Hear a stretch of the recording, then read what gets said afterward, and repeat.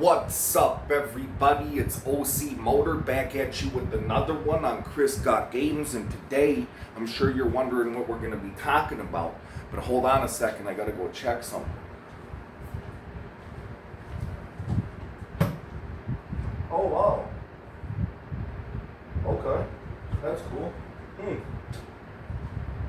For some reason, Ja Rule actually has a toilet seat down for a change, so I don't know. Maybe he was sitting in there writing or reading or something.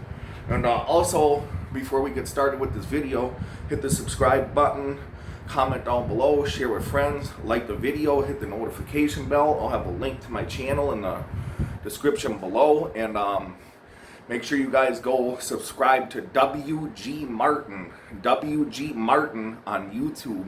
I'll also have a link to his channel down below, so you guys can do that. But yeah, so today I'm just gonna talk about some video game news. So Microsoft and Sony have confirmed that the prices for next-gen video games are going to be $69.99 versus $59.99. And supposedly there's supposed to be a Nintendo Switch revision coming in 2021. The reason why I don't think it's an incremental upgrade is because, you know, if they put the screen in there that they're saying that they want to put in there, and they put extra memory and stuff like that, and maybe a small SSD or something, you know, that's going to be like $400. So who's going to want to spend $400 for a Switch that's an incremental upgrade when they can possibly get the PS5 digital edition or the Xbox, digital edition, Xbox Series S for $300 or $400? So that's why I think it's going to be an actual Switch Pro. It's not going to be called the Switch Pro, though. I think it's going to be called the Switch XL. And I think the reason why that's happening is because we haven't heard nothing on Bayonetta 3 or Breath of the Wild 2 or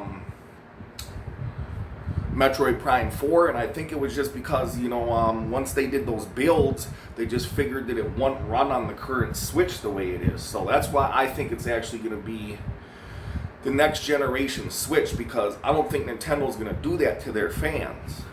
But let's say it's not, or let's say it's going to be 2022 or 2023.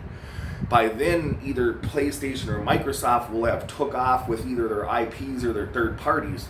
So that would bring me back to that $70 price point for video games. So if Nintendo keeps the current Switch on the shelves, or if they get a revision that can run some of these third-party games, are Nintendo Switch cartridges all of a sudden going to become $70? That's something that people got to think about, because I don't hear anyone talking about that on YouTube. But yeah, I just wanted to let you know, like, what do you think? Let me know down in the comments. Do you think Nintendo IPs next gen are going to stay $59.99, or do you think they're going to follow the trend of next gen and have them be $69.99? Because that's something to think about, especially, let's say Mortal Kombat 13 or 12 comes out and they have it on the Switch and the PS5. Why would you spend $70 for it on the Switch if you can spend $70 for it on the PS5? So that's going to be something very interesting. And I also think that Nintendo has a lot of stuff planned for 2021. But if they're going to release this supposed Super Mario HD 35-year anniversary remaster of 64 Sunshine and Galaxy, they got to do it soon. Supposedly it's supposed to be announced this week, but they got to do it soon, and that would be perfect, because that would be their holiday game to tide people over till about like March, when they could do Super Mario 3D World Deluxe, and then maybe later that year do Breath of the Wild 2, or have Metroid information, or Bayonetta 3. But the reason why I don't think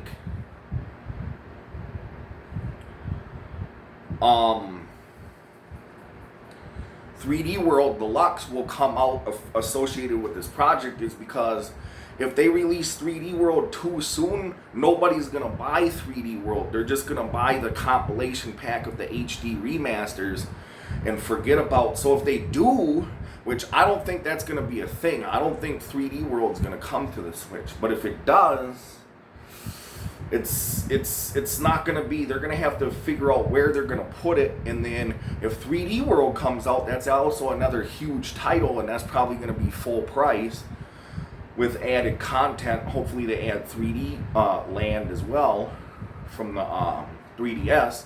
But if they do that, Nintendo's going to label that as a major title. Because out of the very few people who had a Wii U, maybe a third of them had 3D World. So, you know, that's going to be new to a lot of people. So if they put that out in 2021, then what's that mean for the rest of 2021 as far as first-party titles? That's something to think about. Also, in the last bit of news, something that I think people should be looking out for right now that I think is going to skyrocket in price in the next several years, because it's going to become, I think, a very rare game since the Wii U didn't sell that well, and since I don't think it's ever going to get ported to anything else, and sadly it's going to die on the Wii U, is Sonic Lost World. So if you can find a copy of Sonic Lost World for a decent price on the Wii U, get it now.